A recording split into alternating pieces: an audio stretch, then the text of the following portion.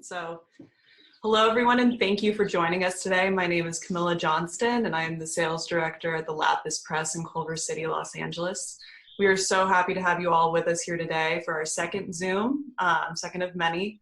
And I believe today's conversation will be very compelling as we bring together several incredible forces of the art world. So just a brief history of the Lapis Press. It was founded in 1984 by the artist Sam Francis with the goal of producing unusual and timely projects in a variety of mediums and formats. It was created with the intent to be a place for artists to expand their toolbox and imaginations by giving them access to new mediums and technology. And I believe that we continue in this vein and mission today. Today we're joined by Alexandra Grant and Cassandra Coblentz. Alexandra received her BA in History and Studio Art from Swarthmore and her MFA in Drawing and Painting from California College of Arts and Crafts. Grant's practice covers many mediums, several of them with us at Lapis, including photography, sculpture, painting, and mixed media compositions, among others. Her work often centers on the role of and our daily interaction with language and communication in all its formats. The responsibility of language and text is something we often overlook, but it's deeply important to the social structures and interconnectedness of our daily life. Her work can be found in the permanent collections of Los Angeles County Museum of Art, the Museum of Contemporary Art Los Angeles, the Hammer, the Blanton Museum of Art, and many others. Her nonprofit foundation, Grant Love Project, is an artist-owned and operated project that produces and sells original works and editions to benefit a variety of nonprofits, many centering around the arts. She created this in 2008, and you've probably seen the logo and the symbol around town, and like most recently with her collaboration with Oscar de la Renta, I saw those all over Instagram. I had to get one. Alexandra was inspired by the work of Paul Newman and Newman's own brand to form this similar kind of lateral company of form of philanthropy. To date, the sale of Grant Love products and Alexandra's artworks have been used to support several Los Angeles projects and charities. Cassandra Coblentz is the Senior Curator and Director of Public Engagement at the Orange County Museum of Art, OCMA. So if you hear us say OCMA, that's what we're talking about, where she continues to take innovative approaches to collaborating with artists and architects and often explores interfaces between these creative practices. She has curated more than 30 exhibitions, including solo projects with Kirsten Everberg, Jean Shin, Brian Ripple, Pei White, and Lyle Ashton Harris. For OCMA, she curated the 2017 California Pacific Triennial titled Building as Ever and authored its accompanying catalog. She also designed and implemented the program concept for the museum's temporary location, OCMA Expand, which is located in Santa Ana, and has curated more than 20 exhibitions within this framework. Prior to OCMA, Coblentz served for 7 years as curator at the Scottsdale Museum of Contemporary Art, and her professional experience includes appointments at the Hammer here in town, Dia Center for the Arts, and the Getty, also in town. She received her BA in Art History and English from Cornell and her MA from the Center for Curatorial Studies at Bard. The Orange County Museum of Art enriches the lives of a diverse and changing community through modern and contemporary art. In 2018, the museum closed its doors in Newport Beach, and in October 2018, opened its temporary location in Santa Ana in South Coast Plaza Village, where the museum will operate as it builds a permanent home at the, I'm probably going to pronounce this wrong, the Segerstrom Center for the Arts. In 1984, the museum launched the California Biennial, one of the most important regional surveys in the world devoted to new art. In 2013, that program evolved into the California Pacific Triennial that I previously mentioned, the first ongoing exhibition in the Western Hemisphere devoted to contemporary art around the Pacific Rim. Near the end of the program, but you see them on the screen now, we will be joined during the Q&A by Anthony Nicholas and Christiane Hanich. Anthony is the owner and managing director of the Lapis Press. Tony, as we call him, is on the Getty Museum Photo Council and is a founding board member of Inner City Arts. He and his family have deep roots and connections in the Los Angeles art and culture community. Christy is our senior printmaker at the Lapis Press, and she's been with us for 14 years now. She's an incredible resource and knowledge, just a treasure trove of information as far as every kind of printmaking, multiple making, art making process you can imagine. So I'm going to hide Tony and Christy for a second, and then we will get started with our chat.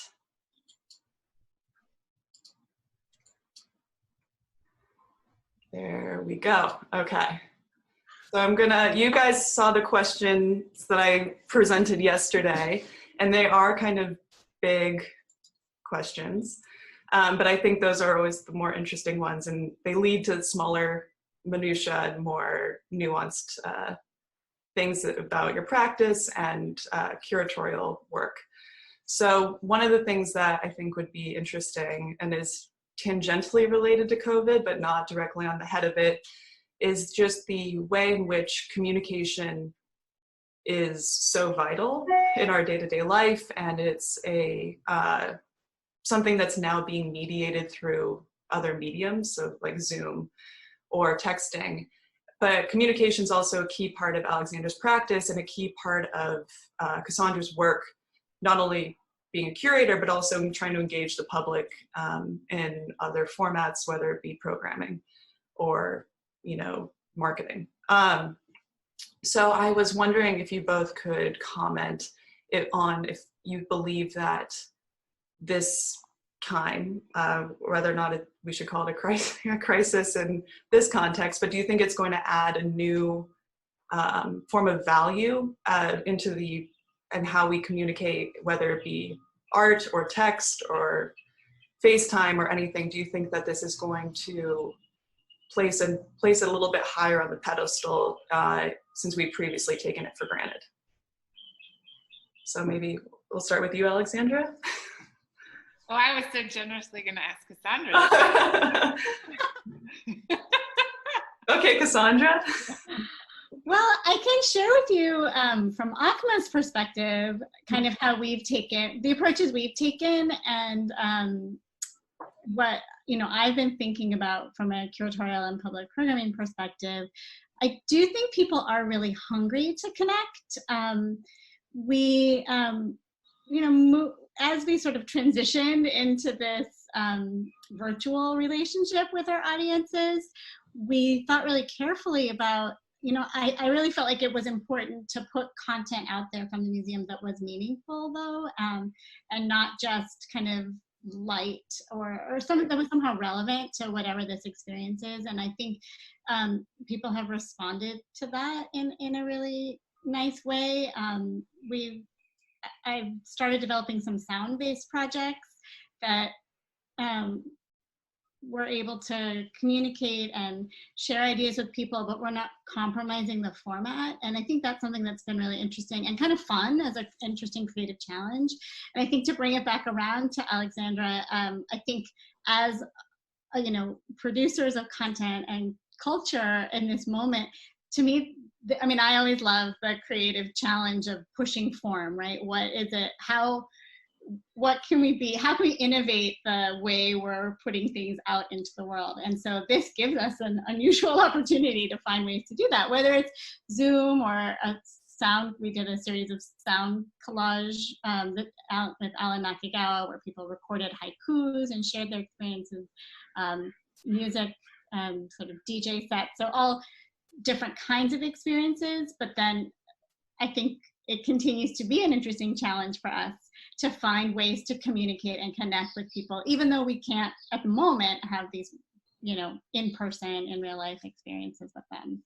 And I think for me personally, that it kind of relates to how I always sort of try to work in a museum context. I think that, we're always trying to create some kind of meaningful connection between an art object and the viewer and the audience. And I think, and we'll get into this with Alexandra, but that dynamic, that relationship and exchange is something that, that's what I love to do, is sort of tease out what we can do with that kind of connection. I really like what you said about not compromising, that you can do you can show art in its original medium.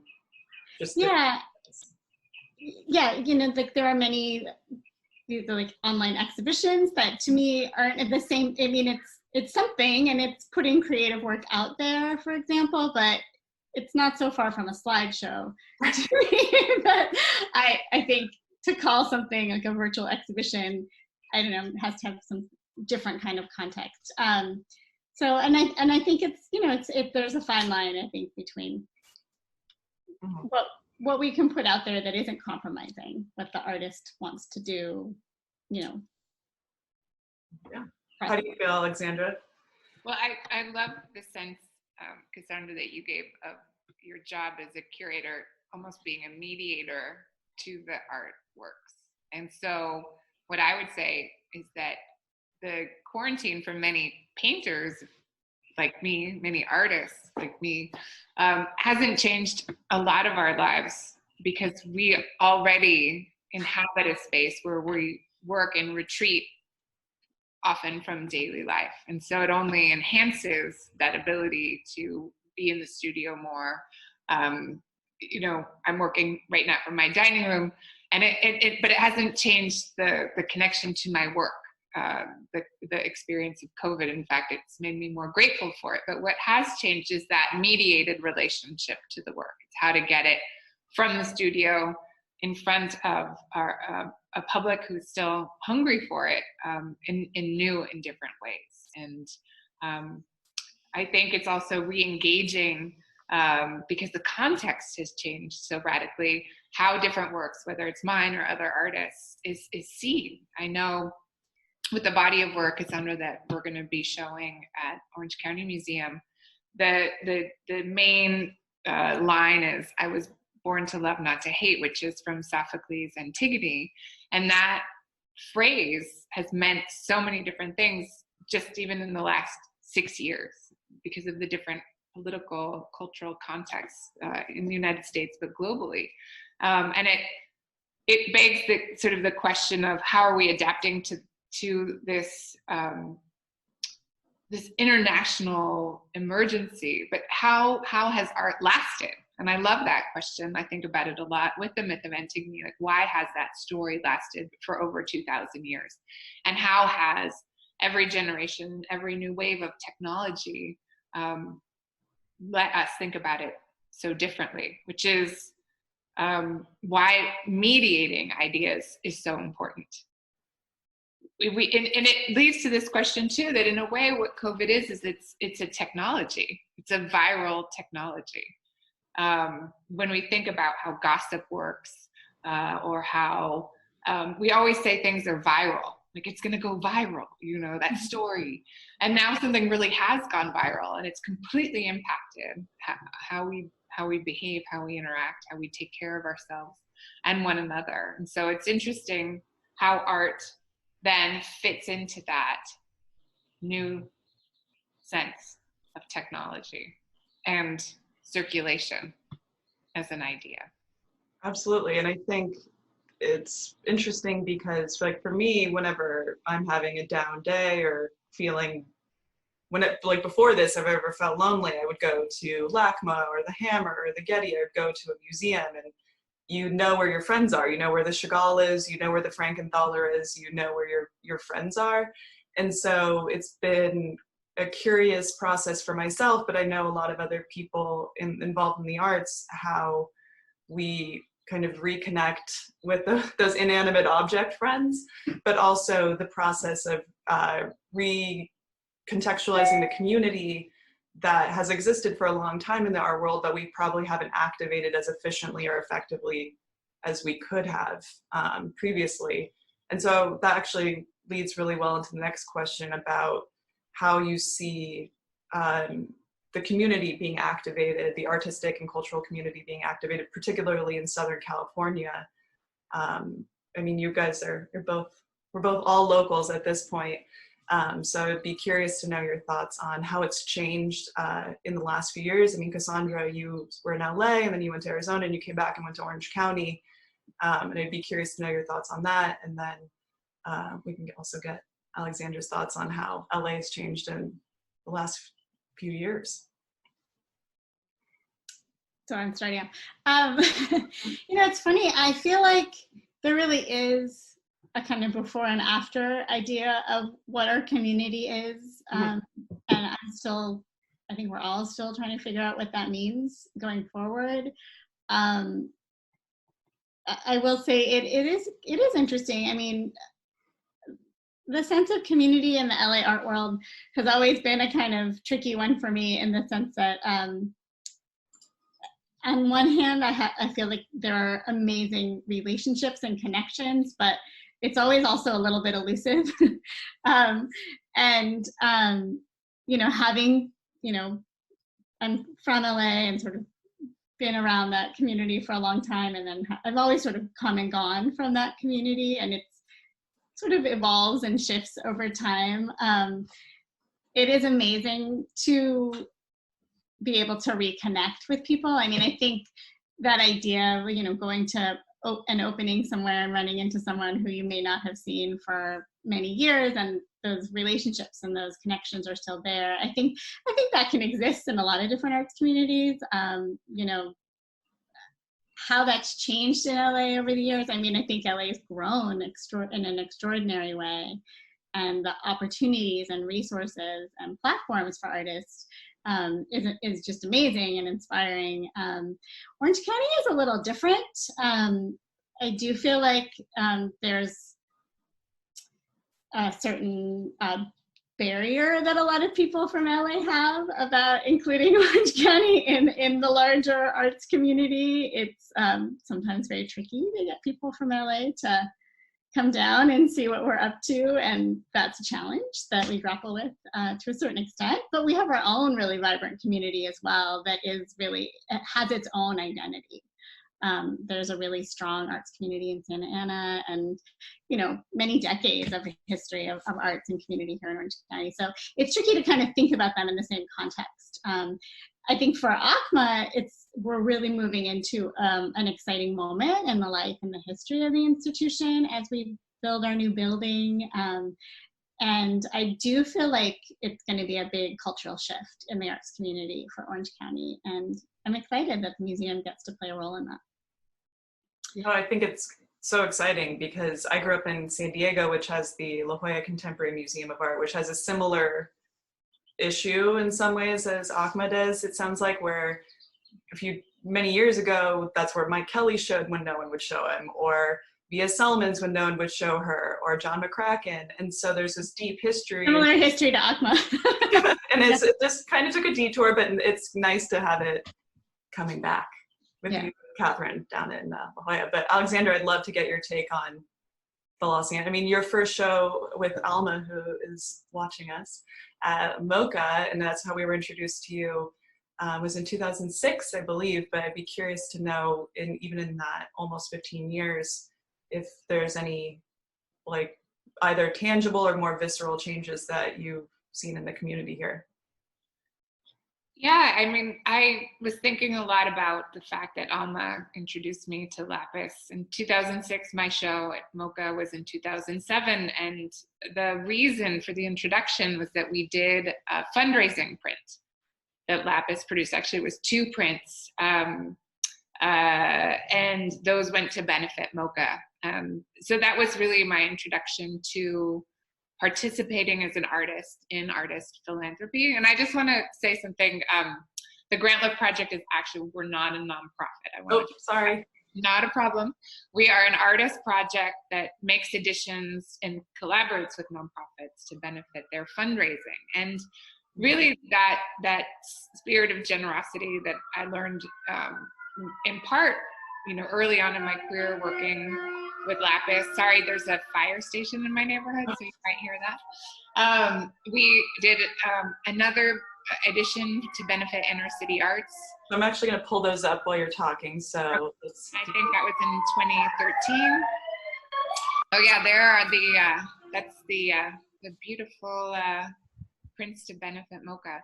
But I think that spirit of, for me, working with Alma Ruiz, who was the curator at MoCA, who curated my first show, what I was shown and taught by Tony, by the whole team at Lapis, was what it means to be an artist citizen. And that was to be part of a community that was involved in learning how to give back as part of being a member of the community. And for me, that hasn't changed at all in LA. I think it's what makes it special. It's what makes it different from other communities. Perhaps I don't have experience of them, but like Cassandra said, I do think that the city and all of Southern California has grown. So many people have moved here, and what I hope is that the kindness within the community, it has been my experience, something that people who move here are also experiencing, and how important it is to be sort of an artist citizen in the community here. It's why it works so well. In speaking to artists who live in other cities, there's a sense of extraordinary competition, and I don't have that sense. I hear, you pick up the phone and you call other artists for advice on everything from where they get things made to sort of solving but the banalities of doing an application online. So for me, it really is, it's a sense of solidarity and caring, and something I hope that we can, that people will recognize the spirit of this place. And I also, to Cassandra, to your point, Orange County Museum I've had really wonderful support from the museum over the years, participating in the 2010 California Biennial. I think that might have been the last of those biennials. And then in a group show that was about the collection, the avant-garde collection, I think it was called. And now with our upcoming show that will launch at some point, was supposed to open April 17th, but at some point will launch this year, which I love the title of. Telepathy is one step further than empathy. And that ties to that sense of, I think, Camilla, to your sense of communication and how that shifted. How do we move towards a telepathic kind of communication? How do we welcome other people into that? So I'm sort of getting ahead of you in terms of questions, but. I'm actually going to bring in Tony for 1 second. Okay, great. And since we mentioned the early MoCA introduction, let's see if there he is. Well, I can't believe it's 14 years since we met, Alex. It just seems like yesterday. And I want to thank Alma Ruiz for introducing us, who's an old friend who I met indirectly through Richard Kashalik, who ironically was at Lapis today. I'm interviewing people for my father's 100th birthday, and Richard was kind enough to do an interview, covered the history of MoCA, and he was talking about developing what is now the Geffen Contemporary, that they didn't have any funds. So the way that they raised funds was they did the 8x8 portfolio, which was initiated by Sam Francis, who was our founder, which included, let's see who else, Jacques Tingley, Warhol, other artists. Can't think of the other ones at the moment. Rauschenberg was in one, Nikki de Saint-Phal, now they're coming back to me. Anyway, so they raised all the money to develop the Geffen. So there has always been this element of how can the arts give back to the community, and Lapis has always done that. I've been involved with intercity arts, and Alexandra was gracious enough to donate her work and her time to raise money for intercity arts. And so that's always been part of our perspective, is to raise funds for worthy institutions and to support the arts throughout Los Angeles and wherever. So we're happy to work with Alex. We've worked many different media with her, and we hope to continue to do that in the future. I know we were enumerating in preparation for this call. It was so fun to enumerate that we'd made prints, wallpaper, 2 neon editions, photography prints. So that sense of what the mission was as a place to experiment, I think, is so important. I really do believe that the best kind of holding space for artists is when you give them the opportunity to experiment without expectation. I mean, at the end, you do want to make something, but that process, that very creative process, and it's great to have Christy here on the call as well, because she was so fundamental to so many of the editions that I've gotten to work on at Lapis. And I wonder, so sort of loop back, Cassandra, how do you work with your artists? How are you working with me in this way that allows both for a process to be organic and experimental for the exhibition, but also finally come up with something that the public can be included in? Jet, you're so thoughtful in your question. You know, it is interesting. I think I relate a lot to what Tony was saying, this idea of really listening and trusting artists, and your point about, you know, letting process unfold. Most of my career, I have worked with artists to make new work, and that really is about trusting process, right? Trusting the dialogue and that sense of collaboration. And that's not always easy from a museum perspective, but it's something that I love to do. And I think that is about listening to artists and giving them the opportunity to really sort of find the right way of expressing what they want to accomplish, and that sort of mediator role that you mentioned before, that's kind of how I approach it. I mean, I'm never a curator that sort of like takes a theme and then tries to find the artist to fit into that theme. It's more like the inverse, right? Where I sort of look at the artist and the relationships between the different practices that I might be drawn to at a moment, and that's how kind of themes emerge for me. And as far as working with you, for example, with our, you know, we've had a dialogue too for a number of years, and as we started to talk, one of the things that I think we were both excited about and was that you do work in all these different forms, right? These, from the neons to the paintings and prints and things like that, but there's and then also the Grant Love Project. And through that is this thread line. And that's where the telepathy, being one step further than empathy, for us in our project, at least for me, became the key, the thing that we could kind of hang all of our ideas on that held it together as a cohesive project. And, you know, I think it is so interesting. So often I meet with artists, and many artists work in different forms and formats. And there's this kind of strange, in my opinion, kind of pressure that they feel like they have to be known for this one thing that they do. Mm-hmm. And to sort of have their mark or their sort of message really come through this one kind of work. But that's really not usually the case. And so, but it is interesting, you know, as a curator, to be able to help build those relationships and articulate those things that are already there. Those things, of course, you know them, and they're already there in everything you do. And in the way you ask a question here, it's the sense of that sort of generosity and reciprocity that's at the core of how you approach communicating, whether it's painting and doing print collaboration, a neon work, or the Grant Love work across the board. You know, it's interesting. A lot of artists get caught up in their market, and they just want to do what's accepted of them and what people are expecting. And the thing I admire about Alex is her fearlessness, her ability to look past what's expected and just articulate herself in any medium. Well, thank you. That's very, I mean, wow. I mean, it really is important. You know, I've been thinking a lot about, you know, that the path, the life of an artist isn't one that's just sort of like, you're an artist and then that's it. Mm-hmm.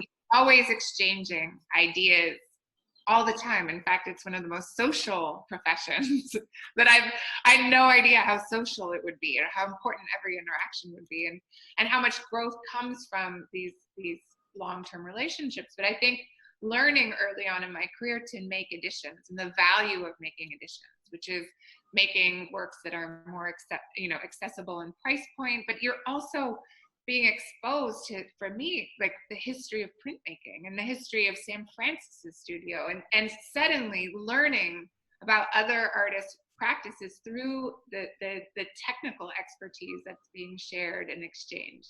And that has pushed me on to be more confident, you know, hello.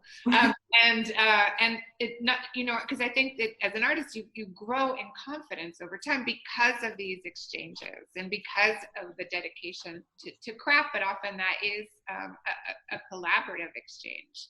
So I'm very grateful to that. And I do think it's important.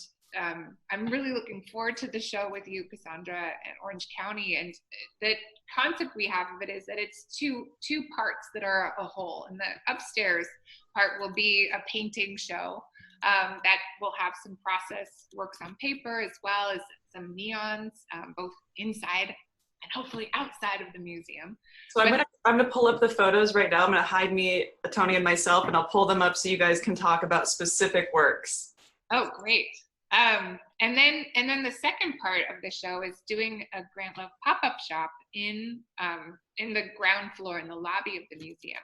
And the intention behind that would be to really think about, again,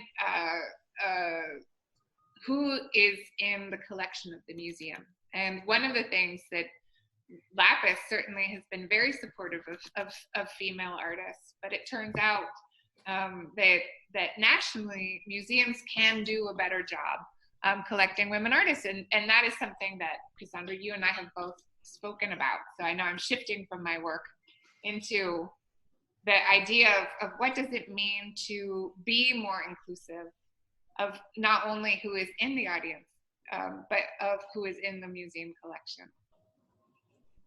Yeah, it's so important, and I think that sense, well, it goes back to your sense, I think, what did you call it, an artist citizen? Yes. That responsibility and that sort of broad sense of history and impact that I think also is important to keep in mind. Before we go too much further, I wanted to maybe, for people listening, you know, between us, we have this kind of understanding and language talking about this idea of telepathy and empathy. And maybe we can flesh that out a little bit more, in a little more detail, just explain that, because then I think we can get at what we're trying to do with the pop-up shop in a more clear way. I loved when we were first talking and trying to figure out the title of the show, and as I was talking about this idea of, you know, how we would bridge these two bodies of work that I don't think you presented as an exhibition in this way together before. Can you tell the story? I don't want to mess it up, but you gave this example of when you're sitting across from someone and you can see that they feel cold and you feel bad for them that they feel cold, but you don't also feel cold. And that's right, that's how you explained it, that's empathy. But telepathy is something else in your mind. So can you just describe that, explain that a little bit more? Oh, thank you for backing up. So as we were discussing the show, we both returned to the project I had done with the French writer and philosopher Hélène Cixous, who gave an essay for my MoCA catalog that Alma Reese worked on. And I've been a huge follower of Hélène's work because she's a philosopher, but she's also a playwright. So she's in the world with her writing in various, very different ways, one very collaborative and the other more reflective. And I see that as how my studio practice works in contrast to how some of the more social, benefit-oriented projects work. So Hélène and I did a book project around, it was called Philippines, and I invited the public into an expanded space in my studio to come and draw with me. And it happened here in LA at 18th Street Art Center, and then in Paris at a space called Mandov. And that was such an extraordinary experience because Hélène said, you know, the book is about telepathy. And I sort of nodded, and she said, you know, the book is about Jacques Derrida's obsession with Freud's obsession with telepathy. And I thought, you know, Freud, Derrida, Cixous, Grant, how am I going to make sense of this concept? So she would sort of walk me through, and she said, telepathy is one step further than empathy. And I thought, aha, you know, of course, when one is sitting next to someone, you think, I understand. And the minute I came back to LA, I thought, I have no idea what she meant by that. So it took me a little while to realize, you know, sympathy is, I see you're feeling cold. So empathy would be, I have also experienced cold, so I can put myself in your place, but they're both relationships that are dominated by the I. So it's, I am feeling sympathy, I am feeling empathy for you. So one step further than empathy into telepathy wouldn't privilege, if you're cold, then I am also cold. And it is not, there's no privilege of the I over the other, the I over the thou. And so it's a much more equal place of perceiving or feeling an emotion. So for me, it's such a central idea, because I think the best art sort of almost explodes the I into the other, into the thou, into the, the other, both as the different, but also the holy aspect that we all share, breaking away from the ego. So I often work on themes around love, because I'm very interested in how we position an understanding of loving ourselves, loving those known to us, but how do we love the unknown and people who are very different than us? And I think what has been very exciting to me about formulating this 2-part exhibition is that it does all those versions of love. Yeah, and for me, that understanding and that idea of love and this sort of reciprocity and that sense of equality, I read all of your work through that lens. And I can look at not only like this painting we're looking at here, there's the text component, there's the different kinds of mark making, and the language of your own, even your relation, your sense of color is always balancing, right? These sort of back and forth, and this sense of creating a kind of this sort of generative kind, I don't know if harmony is the right word, but like finding that where everything has an equal voice, right? Each color is sort of felt in its own way, respected, right? And or each gesture, each splash, each line, and then that's balanced so carefully with the way that you're using this text, which is again, I just hit the computer. I kind of sort of again in the way that it's repeated and mirrored, also kind of putting it back on the viewer. So it's this sort of constant sort of cycle of the sort of reciprocal interpretation and experience. And even though each work does that in its own way, it's sort of a world unto itself of doing that. Then I think for me, what I'm excited to see when we finally do get to have the exhibition itself is how people will experience the work in the gallery, and then also then get to think about what it means to go downstairs into our lobby and participate and really give back, and hopefully by purchasing editions and things that you have made towards the museum and our collection, and women artists in our collection, which I think is this whole this sort of cycle of that, and the way that you're not only supporting the museum but other artists is really amazing. And also, to give a little bit of context and step back, so Camilla mentioned in the beginning that we're in this temporary location that's at South Coast Plaza Village, and our, right now the museum is actually in a space that was a former furniture store, a retail space, and it's been amazingly fun to do exhibitions in this retail space, but it is still a retail space, and we were very interested in playing with that as well, and how we could kind of use that to our advantage, because it's not a white cube gallery in any way, and also challenge what art could be in this context, what the role of the viewer could be in that context, right? In a way, the viewer becomes a key part of, hopefully, if you participate and purchase a multiple that will go towards an acquisition fund that will eventually bring new work into our collection, you're not only participating in something that's meaningful in the moment as part of Alexandra's show, but something that will have an impact for years to come. And to me, that's quite profound, the depth of that. I'm just going to jump in and show work that we actually have installed here at our office. And it's the work I see every day when we have it installed in our front foyer when you walk in. And what I loved when I was writing up the text for this is that it's required to have a mirror. Mm-hmm. So the viewer is there's an interaction required in the work, which I really appreciate. And it goes back to what you both were saying previously, that there is a format where the process of viewing the work is a part of the work as well, because it requires that individual to have that experience.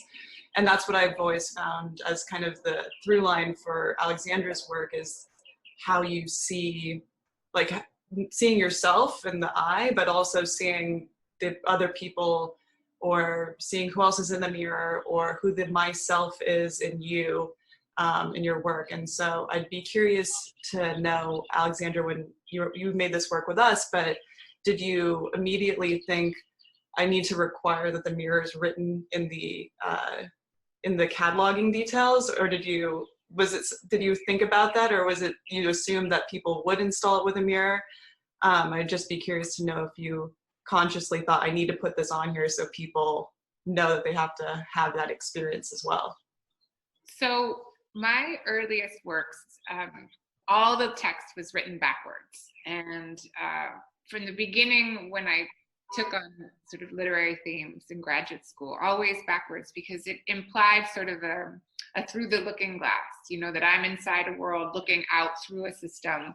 But it also gave me and viewers the feeling of being in a foreign country where you could see they were words, but you couldn't read them. And so you begin to make sense through other clues, the color, the heft, the kind of mark. Is it angry? Is it big? Is it in protest? Is it on a bathroom door? So you begin to make sense. Your brain is very controlling in that way. It wants to make sense. So the mirror was sort of implied in the backwardsness of the text. And then around 2008, I began doubling all the words. It initially was part of a series called Bodies, where I wanted to show, that I didn't want to imply the mirror. I really wanted to have a mirror line in the work. So in this sculpture in 2013, that was from a body of work called Century of the Self, the mirror was the plan of it. And I love that unless you see this work in person, you really don't understand that it's a neon on one wall and a mirror on another corner, and that it's actually quite small of a piece relative to the sense of scale. And that I also love the fact that you, the viewer, that your body completes the piece. So the body of work, Century of the Self, had these little dictums and then Rorschachs. And for me, art is very interesting, especially as an artist to whom, I get feedback on my work all the time.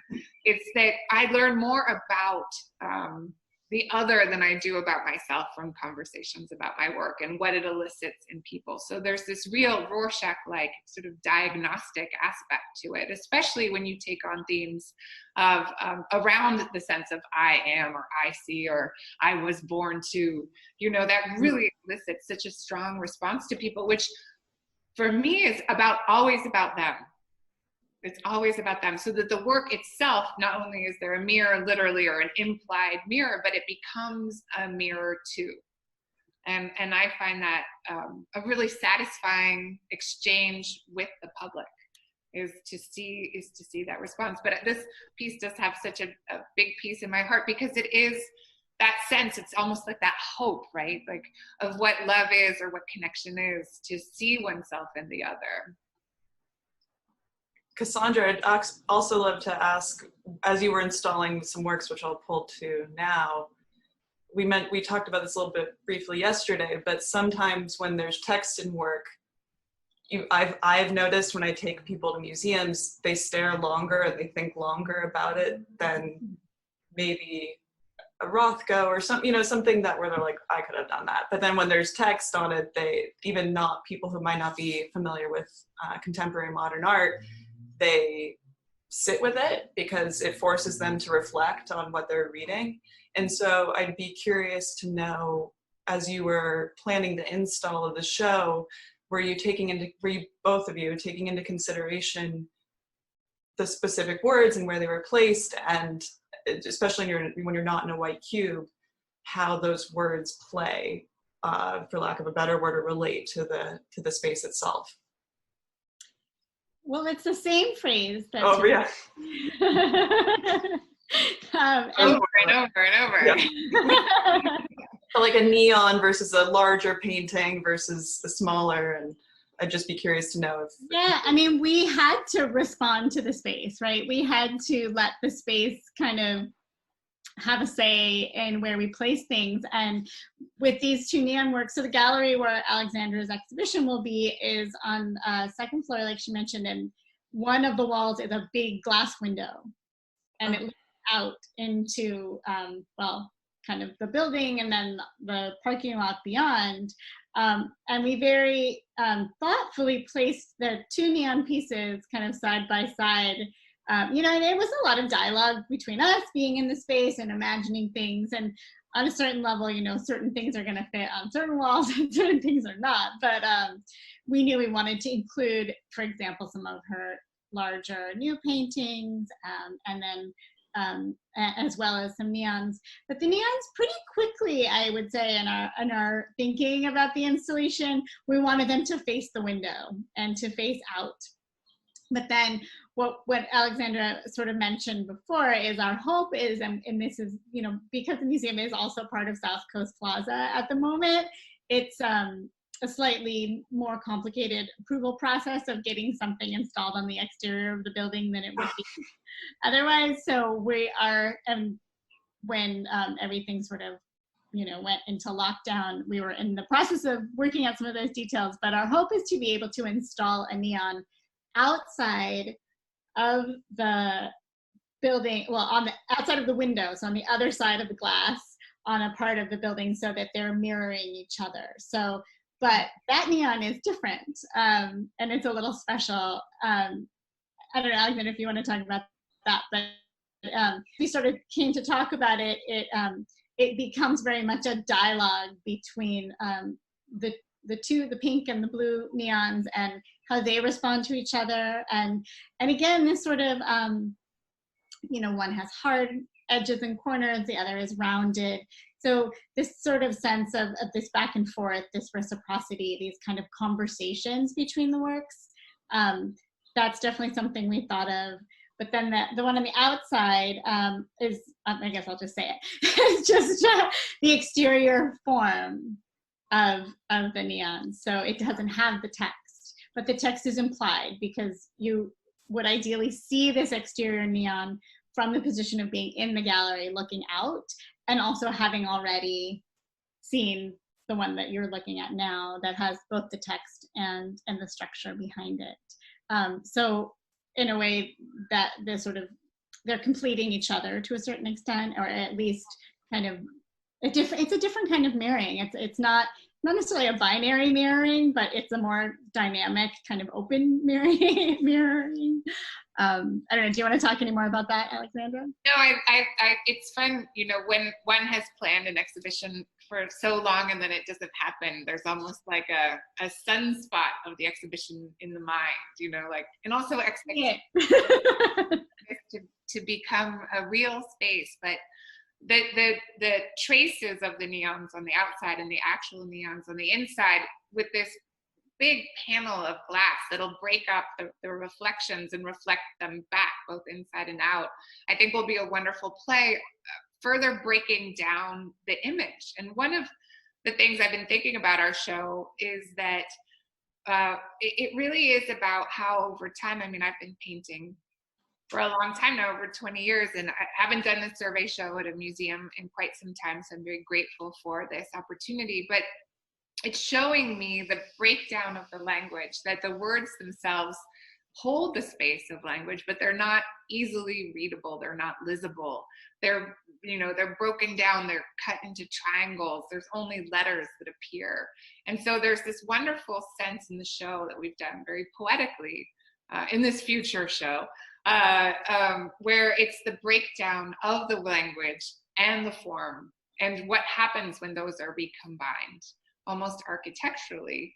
And for me, the movement for people who followed my work since the early 2000s until now is that I moved away from a very, almost like, I would say like a bohemian very hand, almost craft-oriented style with these words and bubbles and everything connected. I mean, almost psychedelic, to this very, almost like this, the architecture comes from the rule lines. I mean, the radical thing I did in my 40s was to introduce the ruler into my work. But what the work is about is it's now inside itself a conversation about abstraction and abstract painting in a way that it wasn't before. So it's like the language of abstraction is there in a dance with real language, and the two things are falling apart. But somehow they're cohesive, but they're falling apart, but they're cohesive. And I think for me, that's the joy of making each painting. I mean, you can see sort of, there's one behind me here in the studio space right now where it's definitely not done because it isn't in that harmony where it's both coming together and falling apart at the same time. And I think, I don't even know what the word for that is, but that I think we're managing to do that in the sort of more formal part of the exhibition at OCMA. And that's really, to me, it's very exciting. And having this benefit of extra time to think about what the show means, because often, you know, in the arts, we're always moving. So to have this extra time to reflect on it, I do see how I am interested in these images that are both cohesive and explosive at the same time. And I don't know how that happens except through sort of, it's almost like making Jell-O, you know, and putting things in it, that it somehow bonds together, but it takes time for that to happen. That's a perfect point where I'm going to bring back Tony and Christy, and then we'll bring in some of the questions that we have been submitted. Let's pull them in. Thank you to everyone who's watching us, being with us today. It's a real pleasure. Let's do that. And then, there we go. There's Christy. So maybe Alexandra and Christy could outline the numerous mediums that Alexandra has worked with us here, and then several of which are in the, I'm sure will appear in the gift, like the shop portion, the pop-up shop portion at ACMA, as well as in the formal exhibition space. But we've worked in wallpaper, we've worked in neon, photography, printing. So maybe Christy, you could talk a bit about that and talk about the process of collaboration with Alexandra. Absolutely. Well, first of all, collaborating with Alexandra has always been a pleasure. We've had a great time working in the studio, lots of laughs. we laugh so much. We do. Alexandra, are you sure this doesn't say anything that wouldn't be appropriate for a children's program? Exactly. Does that say? Doesn't that say in Spanish backwards something that? What time?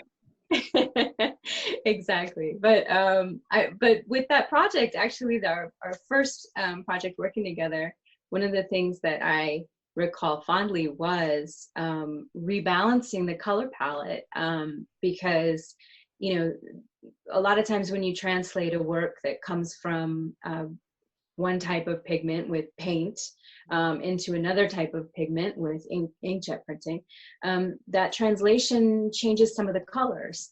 And it was important that we brought those colors all back into harmony. And we did a lot of sessions going back and forth, because like one change would unbalance it in one direction and another would unbalance it in another direction. So it really was like a little teeter-totter, that we were just getting it to completely feel balanced all across the image. Well, in this piece, I remember, and I'm so sorry, I don't remember his name, but the gentleman who did the scanning. David. he had won, he built this robot that scanned the image inch by square inch and then sutured all of it together. So the final product, after your expertise with color correction, was, that we couldn't even tell the difference between the metallic inks and the real piece from the print, that it really was so lifelike, and it's, in the technology. But for example, I remember on this one in the word cielo, how that you had to teach me the paper is yellow. So to get a bright white, we have to add.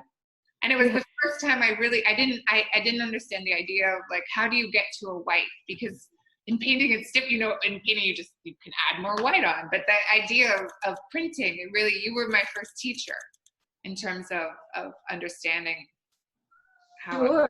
Yeah, in our case, because we don't print with white, it's not one of the pigments that we use in the process that we use with the inkjet printing. We had to trick it by adding a little bit of blue to the area that we needed to be brighter than the border of the paper, because it was a warm white, and it changed it from being a little less contrasty, and adding that extra little bit of blue in the white made it more punchy, more contrast. Well, and I remember, when we made the wallpaper, which was installed at MoCA, and this is hard to see it, but we asked David, the scanner, I sort of cheekily asked him, what would break your scanner? What would stop it from working? Where would the digital glitch be exposed? And he said, anything very, very thin, 3D, and reflective. And I thought, aha! So immediately went and got this very thin wire filigree sculpture, and that's where the genesis of the wallpaper project began. And then it turned into that math problem, which just deeply appealed to me, which is how can you create an infinite image with wallpaper without a repetition? So we weren't even, that took about a year to figure out, it seemed. But again, these sort of mathematical problems, these other kinds of problems that were so exciting to try to solve, that yes, we were making wallpaper, and yes, we were making an infinite web of language, but what did that really mean in terms of the technology we were using? And again, that sense of discrete math, like how can we figure this out? So yes, I remember the primes. I was always amazed how Christy figured that out, because I could not wrap that around my head. And it was site specific. So wherever it was installed, it was going to look different. It would have a different pattern. And it was just a remarkable project. It was so fun. But yes, everyone got rather annoyed when at A prime, B prime, C prime. Yes. Cassandra, at some point I will show you this edition, because I really want to see that. That's the most extraordinary instruction set for installation. It was really hard to explain to clients, I must admit. You can buy this wallpaper, and it could be in your bathroom or in a ballroom. It will always be a unique image.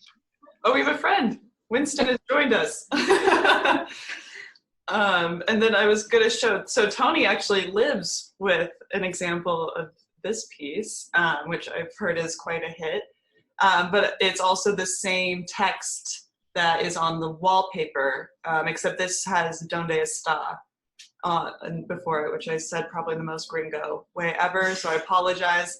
But I was wondering if you could talk about the phrase and where that came from, and then how it came about. Because I know you lived in other places when you were growing up, so maybe you could touch on that and like how that's kind of influenced your interest in language. Yeah, so this piece is from the period of my career when all the language is backwards.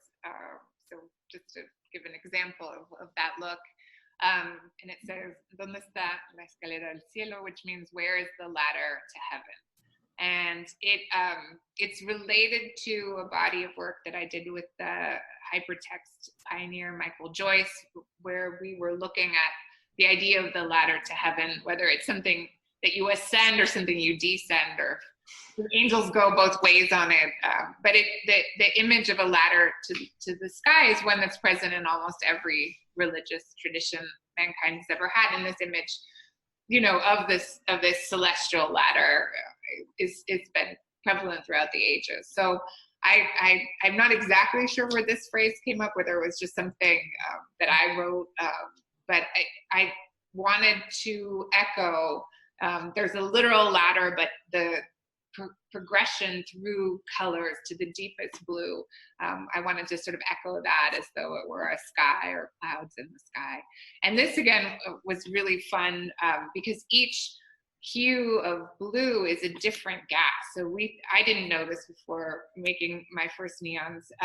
You know, some of the gas is argon, some of the glass is Italian glass made in Murano. So you can have these combinations of different glasses with different gases to create just these jewel tones of color. So it was really a pleasure to make this piece. It's really a beautiful piece. It's outside in our patio, and we enjoy it all the time.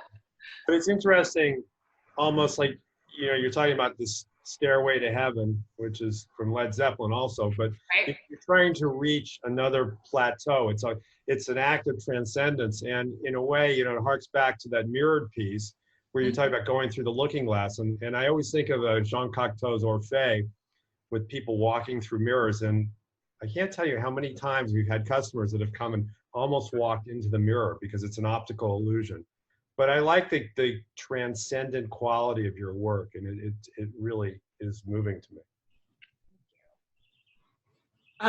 Cassandra, I'd be interested to know in the new space that you're working in right now, any of the neons, were any of them containing the different types of gases and chemicals, or are they more of the light-based neons? And I'd be curious to know if you had any issues installing those in a new space, since it's somebody else's insurance policy or anything like that, if there's anything to consider. We haven't installed them yet. I'm just going to put it a little bit. But the one thing that is a direct connection from Lapis to you, Cassandra, is that if you can imagine that I see myself in you piece that we have on the screen now. So when that is installed, you are hiring a guy who comes in with a mirror. You have to have the neon installed on the wall very close to the mirror. You probably are getting your contractor to dig a hole into the wall to hide the wires and the transformers. And so each installation required an enormous crew with these, you know, everything glass and fragile. So one of the goals that we set on a piece that we haven't yet completed at Lapis was how to make a neon that would be fully sort of ensconced in something that could just be plugged in to the wall and turned on and off with a switch. And so that, if we can go to some of the neons that will be in the Orange County show, these are standalone pieces. The transformers are in the back of the wood where the painting is. It really allowed me, again, to study and break down the text and the paint on different planes. And what's different about this is just neon, but that I actually painted on the neon itself.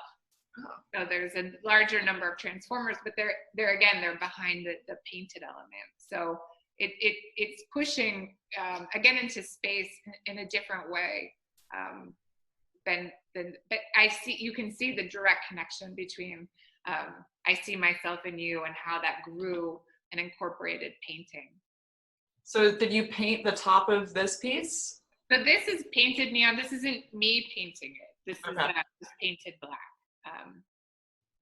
But the pieces that will be in the show have actual, like, me painting oil paint on top of the neon itself, so that it becomes the light becomes a painted mark. And why I like having the painted out neon is that the light is reflected against the wall and then bounced back. So the light you're looking at is not direct light. But the other pieces that you showed previously, Camilla, where she's painting on top of the neon, so it's the reverse. Instead of the light projecting out toward the viewer, it's projecting toward the painting. Yeah. So it's almost a light source illuminating the painting itself, which is an interesting turn of events for you. It is. It's like the light is what illuminates the light, which are the words, are what's illuminating the paint. So the text is still dominant. It's my entrance into painting, but but then how we're going to install at Orange County, the trace of it is all that's left on the outside. So it's again, it's breaking down how language dominates the way we see. Maybe I'm just going to hazard.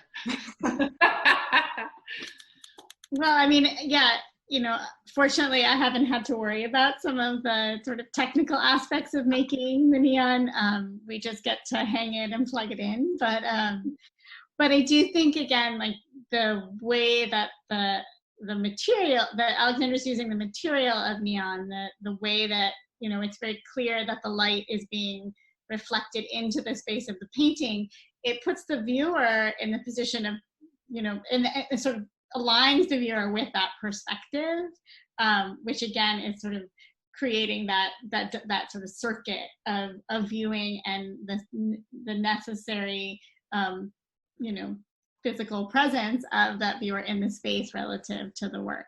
And the way that she's playing with what neon can do is key in making that happen. So let me stop sharing my screen, and we have a couple of viewer questions that I will pull up. And the first one is I guess at one point you said, Alexandra, do I paint a writing or do I write a painting? And this person is curious what writers you're reading right now, contemporary writers, as well as previous writers. You've mentioned a few already, particularly in relation to this show, but who you're reading right now that is particularly inspiring for you? Oh, wow. Very small question. Where I wish I had it all written down ahead of time. I am reading, I both read and listen to books. So often I have about 4 different things going at the same time via Audible. I'm listening to, I'm a big fan, having grown up in part in Mexico City, of Latin American literature. So I'm listening to a book called The Seven Madmen that influenced Cortázar. And of course, I can't think of the author's name because my brain isn't wired in that direction right now. And I'm listening to Ninth Street Women, which is a wonderful book about Lee Krasner, Eileen de Kooning, and it's 5 women who were deeply influential to the abstract expressionist movement. And that is a really wonderful book. So I would say those 2 are what are on the night table / the Audible. Yeah. Audible. I don't even know what to describe. What is, you know, it's not like on the turntable. It's that like on the Audible player, I guess. The next question is actually for Cassandra about the progress of the new museum, and if you have any updates, which I'm sure is exactly what you want to talk about in the middle of a pandemic. No, I mean, we've been really fortunate. The building is going forward. Great. The museum's been thrilled to continue to, you know, keep building, and they're, you know, finalizing and finishing up the fundraising for the new building, and that's also been, we've been amazingly fortunate, and that's going well. And yeah, it's definitely, we're very grateful that things are moving forward in a really positive way. The goal is for the building to be completed by the end of 2021, and that's still on track. And it's designed by, is it Morphosis? Yeah. Yeah, it's an incredible design. One of the first museum building that Tom Main will have built in California. So we're really excited, and it's going to be a really important piece of architecture, I think, in California. Yeah, I mean, even the renderings of it are, I mean, the building itself is stunning. It's like Disney Concert Hall, which Tony's dad was actually fundamental in building, but it's having those landmark pieces of architecture strangely ground the city and the community in a way that redefines it, even beyond I mean, going inside it obviously has the even larger impact, but when you think about things like the Burden lampposts at LACMA, I mean, that's changes the city. It's a huge footprint. And so I really think that this new building, and obviously what's going to be inside and what you're going to be curating for us, is going to be monumental for the region. No, it's exciting, and it's going to be part of, as you mentioned, the campus for the Sagerson Center for the Arts. So it really kind of completes this last piece of, there's the Symphony Hall, the Performing Arts Center, and South Coast Rep there. So it's really going to be a hub of arts and cultural activity in Orange County. So it's exciting. It's definitely a big change for the community. But it'll be great. So the final question, which we asked our last Zoom, but what's next? I know it's kind of a strange question to ask right now, but if you have any things, I know, Alexandra, you're making a lot of work, but if you have, there's one behind you. If there's anything specific that you're focusing on, or that you're struggling with on in your work right now, that'd be interesting to know. And then Cassandra, if you have any upcoming programming, or if you have any idea of what's coming up next, we'd love to hear from both of you. Well, I can share that, we are very slowly and thoughtfully thinking about when we will be reopening the museum. As Alexandra mentioned, her show was one of 7 that we were going to open as part of our programming at ACMA Expand. That had been conceived of as a kind of cohesive season. We're now going to be installing, I think, a few shows at a time and rolling them out, and thinking very carefully about what we can do installation-wise that is going to keep everyone, safe, and then also when it will be, we want to be able to open when we can, and if we have people back, we want to be ready for that. We hope that is going to happen in the summer, and Alexandra's show is hopefully going to be coming right as soon as possible after that, those first couple of shows. And it's because of the new building. I think at ACMA we've been fortunate because we have a little bit of flexibility right now in our programming. We have been putting out new, I know it's not your favorite word, Camilla, content every Thursday, and we're going to continue to do that for the foreseeable future. And that has been a kind of fun, unexpected future activity. Trying to do sort of smaller scale projects and shorter timelines and keeping them going every week. That might slow down a little bit as we get into the summer and start to move back into programming in real life and exhibitions in real life. But that's the immediate future. And then, beyond that, I think we're in a really interesting moment. And going back to the beginning of this conversation, it's hard to imagine our future is not going to be anything like what we had in mind for it, I guess. So it's, I think for me, it's been a real lesson. I'm a planner, that's what I do. So I think it's been a real lesson in being ready to do something when the time is right for us to do that. And but also kind of slowing down a little bit. Which has been nice. I've really enjoyed that opportunity to kind of take some time and reflect about what we're putting out there in a maybe more careful way. Hopefully it's more, meaningful and relevant as we go forward. Well, that's great. I'm excited to come visit this and hopefully the near safe future. Alexandra, I know you said you're working on a new body of work, but I was hoping you could talk about it.